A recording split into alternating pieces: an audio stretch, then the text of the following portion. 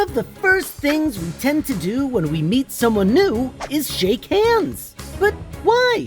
When did we start shaking hands as a basic greeting? Let's find out on today's episode of Colossal Questions. It probably seems like people have been shaking hands to say hello forever, and in some ways they have. Archaeologists have uncovered depictions of handshakes on vases, graves, stone slabs, statues, paintings, and all sorts of ancient art. But that classic greeting wasn't used in quite the same way we use it today. You see, for most of history, the handshake was mainly used to seal a pact or swear an oath rather than as a casual greeting.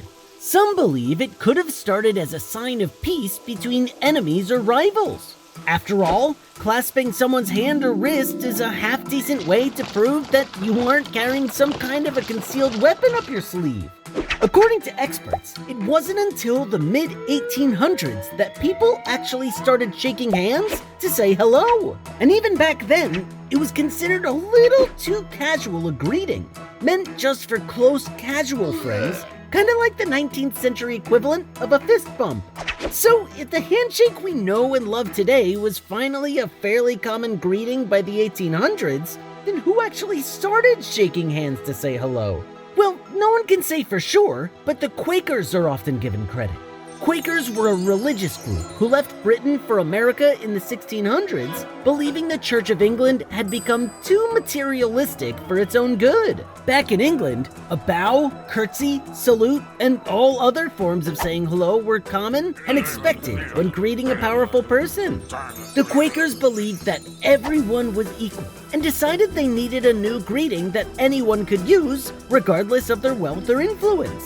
Scientists can't say for sure exactly why the handshake stuck around, but there is one theory that it might have something to do with smell. You see, a handshake may actually be a way for us to reflexively sniff for subtle smells on other people, since it forces you to touch and get near each other.